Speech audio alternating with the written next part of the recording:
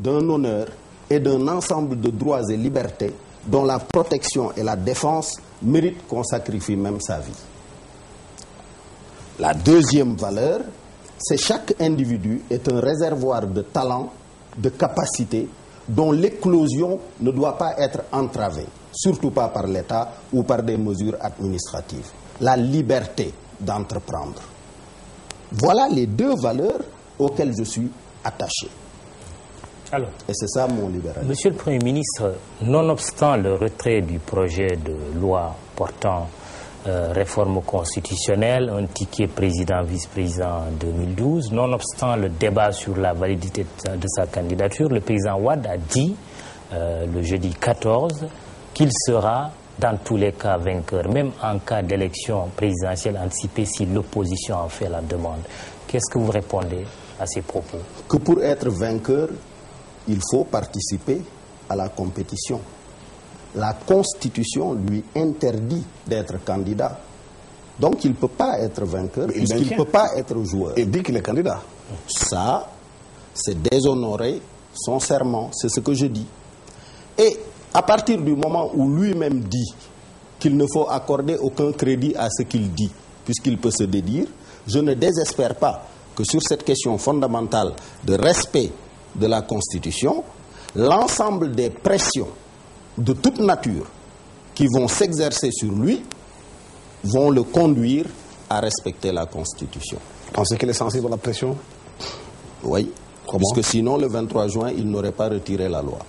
Êtes-vous partant pour une élection présidentielle anticipée? Non.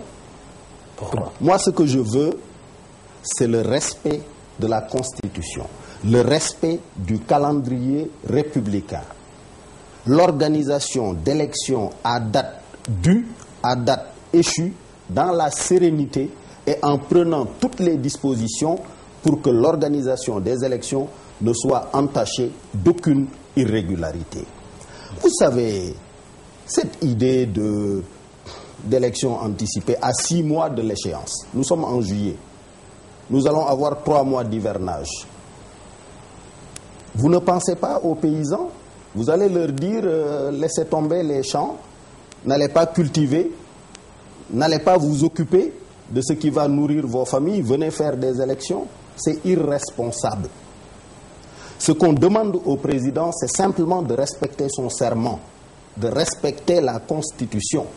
Et cela inclut de respecter le calendrier républicain. Sur le ticket présidentiel, il a dit qu'il n'a pas été bien compris. Et il a donné 3 arguments. Les 25% en faisant référence à Senghor qu'il a instauré. Il a aussi dit que le projet de dévolution monarchique devait être écarté définitivement. Et puis le troisième point, c'est que le vice-président devait être élu et non nommé. Est-ce que ce n'est pas des arguments défendables? Le président de la République, à travers ce projet de loi, a fait 3 aveux. 3 aveux de taille. Il a dit 1. Adjoignez-moi quelqu'un, puisque je ne suis plus sûr d'être en état de tenir le gouvernail tout seul. Mes forces ne le permettent plus. C'est ça le ticket.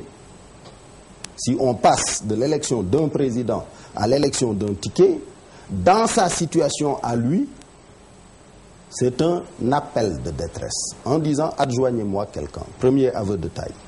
Deuxième aveu de taille, il sait et il a évalué techniquement ses chances électorales à 25% des votants, ou même moins. Cela n'a rien à voir avec le quart bloquant sous Senghor. Le quart bloquant antérieur était un renforcement de la sécurité, de la représentativité de l'électorat qui porte son choix sur le président de la République. L'ancienne loi disait il faut être élu à 51% des suffrages valablement exprimés, mais à condition que ces 51% soient supérieurs ou égaux à 25% des inscrits. Les inscrits ne sont pas les votants. Les inscrits, c'est l'ensemble des électeurs inscrits sur la liste électorale qui peuvent donc choisir d'aller voter ou pas, l'abstention aidant. Mais les suffrages exprimés, ce sont les Sénégalais qui se sont effectivement déplacés le dimanche pour aller dire leur choix. Donc l'ancien système, ajouté à la nécessité de gagner à 51% des suffrages exprimés, le fait que ce soit au moins 25% des inscrits qui les dit.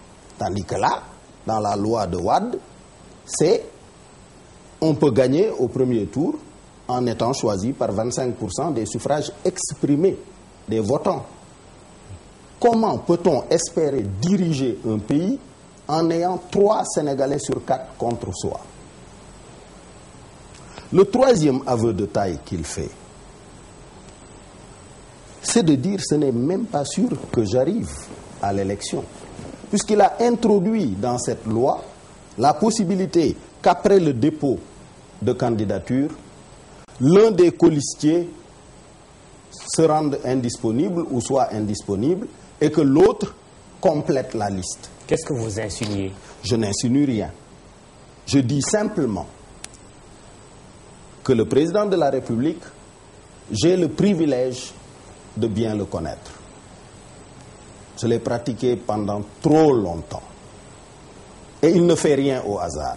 Si la dévolution monarchique était pour lui un sujet éteint, il lui aurait suffi d'introduire une phrase dans le projet de loi. Une. C'est de dire le président et le vice-président ne peuvent pas appartenir à la même famille. Ça aurait réglé le problème. S'il avait ajouté une phrase disant le président et le vice-président ne peuvent pas être père et fils, ne peuvent pas être de la même famille. Mais vous pensez qu'il maintient toujours la dévolution monarchique du pouvoir? Tant qu'il lui restera un souffle de vie et 1 milligramme de pouvoir, il n'abandonnera pas cette idée. Il n'y renoncera pas. En même temps, il est candidat. Il dit en 2012, il sera candidat. Il ne peut pas être candidat. Arrêtez de me dire il dit. Il vous a dit que quand il dit, il se dédie. N'accordez pas trop de crédit à ce qu'il dit. Il ne peut pas être candidat puisque la Constitution le lui interdit. Si le Conseil valide sa candidature quand même, quelle sera la situation dans laquelle nous pouvons être? C'est une hypothèse impossible. Pourquoi? Parce que c'est anticonstitutionnel et les membres du Conseil constitutionnel connaissent le droit. Maintenant, prenons une autre hypothèse, Monsieur le Premier ministre, celle qui consisterait à voir le président de la République, d'une manière ou d'une autre, être dans l'impossibilité de se présenter à la prochaine présidentielle. Vous êtes un candidat déclaré à sa succession.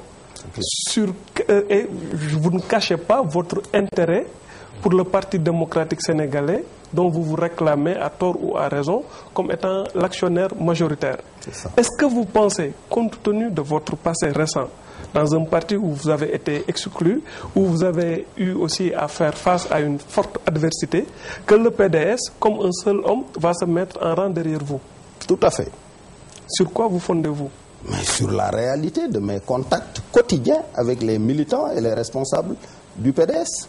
Donc je vous ai dit la dernière fois, vous savez, le PDS et moi, c'est 25 ans de travail, de compagnonnage, de lutte, de connaissances. Voilà. Et donc, ils veulent voir les soirs, vous parlez? Pas seulement les soirs, même en plein jour. Des parlementaires, des responsables, on se parle au téléphone. Qui sont-ils? Parce que, non, mais je ne vous le dirai pas. Puisque, vous savez, la chose est simple. Vous avez parlé de mon exclusion du PDS. Un parlementaire PDS m'a dit, mais le comité directeur qui vous a exclu, le PDS y est minoritaire. C'est un comité directeur de génération du concret et de transhumance. Donc, les gens qui sont dans le PDS, qui partagent les valeurs que je défends, puisque moi je dis de façon très claire, et je l'ai exprimé et c'est repris par la presse, je défends les intérêts du Sénégal, je ne défends pas les intérêts d'une famille ou d'un clan. Les transhumants, il y a des vaches, c'est vrai, qui sont dans le décor. C'est vous qui les avez appelés aussi quelque part. Écoutez, soyons très clairs sur ce sujet. Nous sommes arrivés au pouvoir en 2000. Au premier tour de l'élection présidentielle, notre candidat, soutenu par la CA 2000, incluant Landing, Bathily et Dansokho, a obtenu 30,2%. Au deuxième tour, nous avons fait le FAL.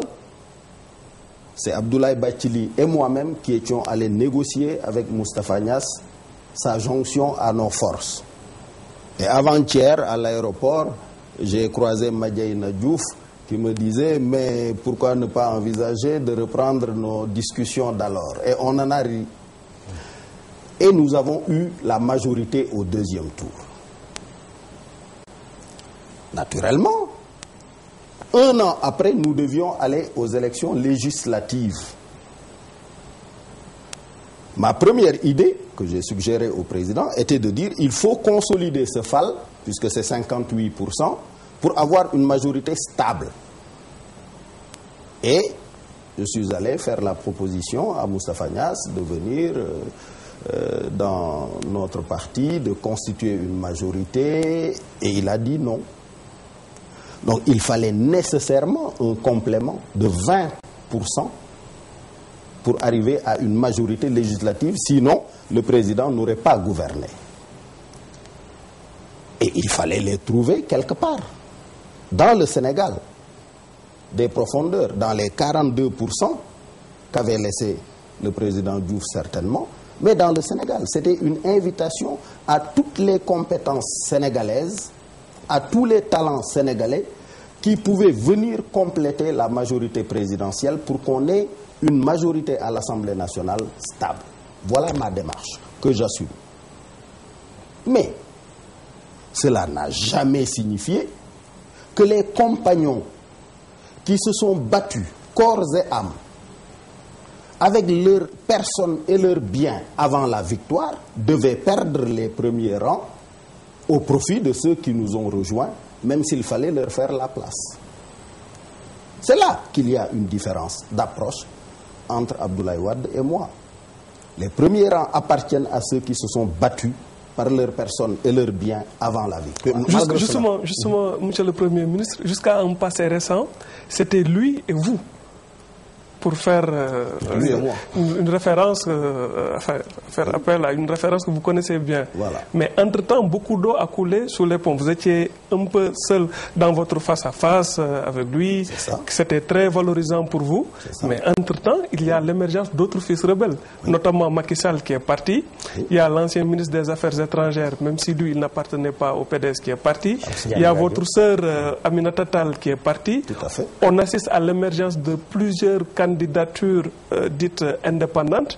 N'avez-vous pas l'impression que la compétition va être un peu plus rude pour vous, qui n'avez jamais caché votre ambition de lui succéder? Oui. Vous savez, vous faites bien de le rappeler. Lorsque j'ai indiqué que l'agression dont j'étais l'objet, le plus gigantesque complot de l'histoire politique du Sénégal, où on m'a accusé de tout, et où ceux que vous citez là étaient à côté de Wade dans ce combat et y ont joué un rôle non négligeable.